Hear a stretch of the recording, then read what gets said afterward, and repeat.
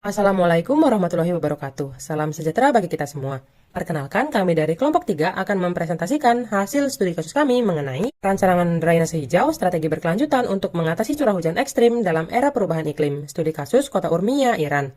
Adapun kelompok 3 beranggotakan Niluh Made Elisa, Ridwan Adriansyah, Sofyan Gunawan, Elema Astri, dan Fathia Izzatur Rahmi. Penulisan studi kasus ini dilatar belakangi oleh penyebab banjir, yakni hujan lebat serta adanya perubahan iklim. Selain itu, data global tentang hujan lebat Amerika Serikat mengalami peningkatan curah hujan pada kejadian hujan terberat hingga 71% sejak 1958. Sedangkan di Eropa, intensitas dan frekuensi hujan lebat meningkat hingga 20% sejak 1950-an. Adanya fenomena tersebut membutuhkan solusi untuk menanggulangi penyebab banjir, seperti infrastruktur pengolahan air, restorasi lahan, reboisasi, dan sistem drainase berkelanjutan. Pada studi kasus ini diambil pendekatan modern dalam analisis hidrologi dengan penggabungan metode WMS dan SWMM.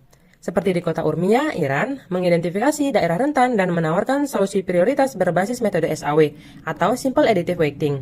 Adapun tujuan dari studi kasus ini yaitu mengidentifikasi solusi drainase berkelanjutan untuk menghadapi curah hujan ekstrim akibat perubahan iklim, merancang sistem drainase hijau yang efektif untuk mengelola limpasan air hujan dan mencegah banjir, serta mengevaluasi dampak positif drainase berkelanjutan terhadap lingkungan dan kesejahteraan masyarakat. Tinjauan pustaka yang kami kaji seperti drainase berkelanjutan sebagai strategi efektif untuk menghadapi hujan ekstrim. Pemodelan hidrologi dan drainase seperti model hidrologi, yakni HEC, HMS, SWMM, dan AGWA. Kemudian terdapat metode SAW sebagai metode pengambilan keputusan berbasis penjumlahan terbobot, serta metode pemodelan dengan SWMM dan WMS untuk memodelkan banjir secara digital. Selanjutnya adalah metode. Penelitian ini dilaksanakan di kota Urmia, Iran dengan luas sekitar 870 hektar. Alasan dipilihnya kota Urmia, Iran ini karena sistem drainase di kota Urmia tidak dua arah, sehingga air hujan mengumpul pada satu titik dan tidak efisien. Selain itu, ada juga perubahan mendadak dimensi drainase.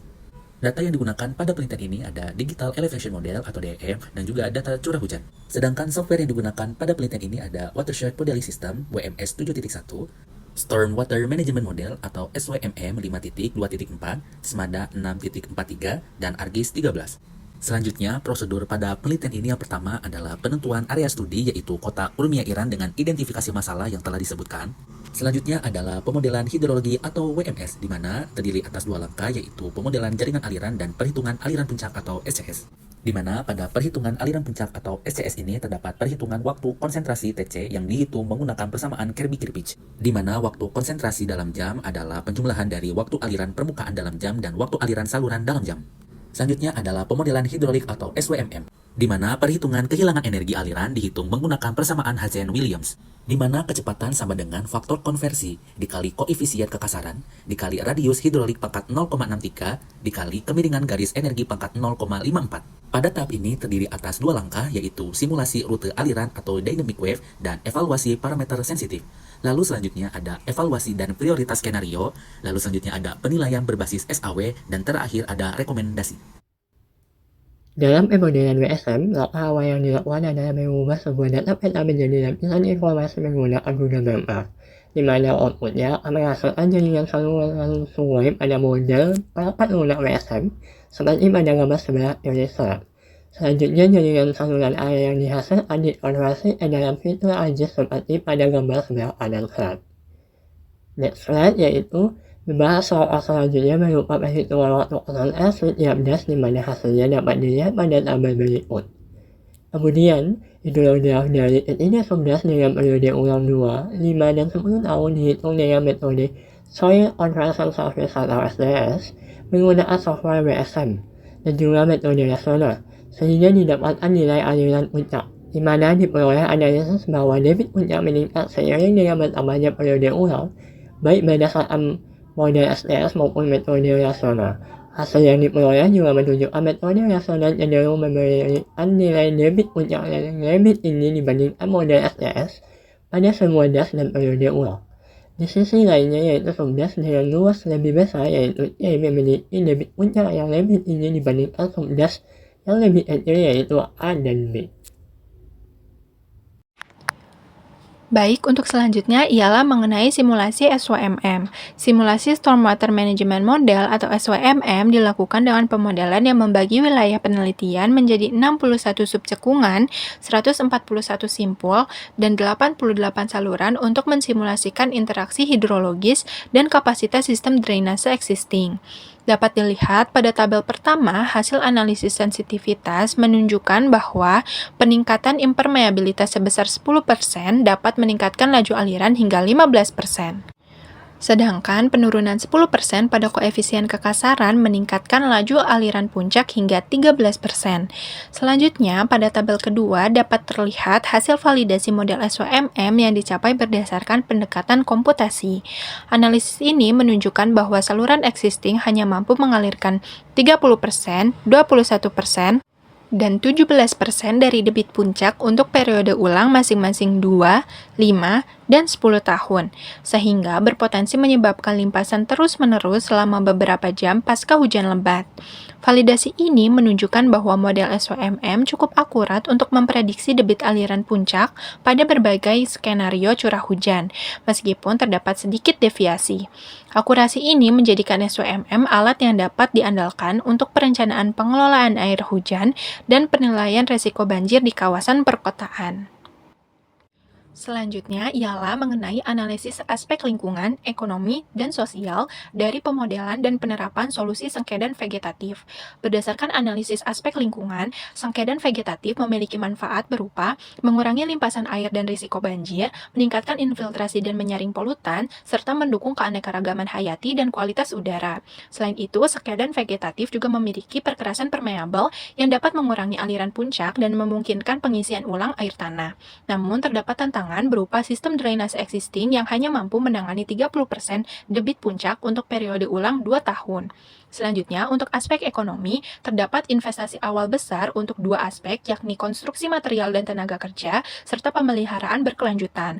Namun, terdapat juga manfaat jangka panjang berupa pengurangan kerusakan infrastruktur akibat banjir, peningkatan nilai properti dan ruang publik, serta penghematan biaya sistem drainase konvensional.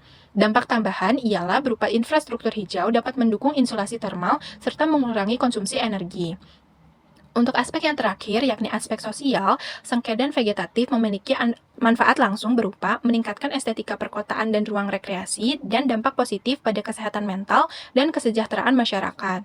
Untuk resiko yang diminimalkan, yakni penyakit akibat banjir dan juga polusi air. Selanjutnya, untuk keterlibatan masyarakat, yakni peningkatan rasa kepemilikan terhadap lingkungan serta dukungan melalui edukasi dan kesadaran publik, sehingga hasil yang diperoleh yakni kota yang lebih tahan terhadap perubahan iklim. Selanjutnya, mengenai skenario solusi. Tabel tersebut menunjukkan 7 kriteria dengan bobot berbeda menggunakan metode Simple Additive Weighting. Kriteria utama adalah mengurangi banjir dan menyelesaikan masalah dengan bobot tertinggi 0,25, diikuti oleh batas ruang implementasi minimum sebesar 0,2. Kriteria lainnya seperti tujuan penelitian dan biaya implementasi terendah berbobot 0,15, sedangkan masalah lingkungan dan ketegangan sosial berbobot 0,1. Waktu pelaksanaan menjadi prioritas terendah dengan bobot 0,05. Pendekatan ini membantu memprioritaskan kriteria untuk pengambilan keputusan yang optimal dan berbasis data. Pembahasan selanjutnya adalah mengenai analisis skenario, di mana tabel tersebut membandingkan 3 skenario pengelolaan banjir beserta kelebihan dan kekurangannya. Pembangunan parit air efektif mengurangi risiko banjir namun memerlukan investasi dan biaya pemeliharaan tinggi. Perkerasan permeabel meningkatkan infiltrasi dan mengurangi limpasan, tetapi biaya material dan perawatannya tinggi dengan manfaat lingkungan terbatas. Infrastruktur hijau menawarkan banyak manfaat seperti pengurangan limpasan, pendinginan kota, dan ruang rekreasi, namun membutuhkan biaya awal yang besar. Setiap skenario memiliki keunggulan dan tantangan yang perlu dipertimbangkan untuk solusi optimal.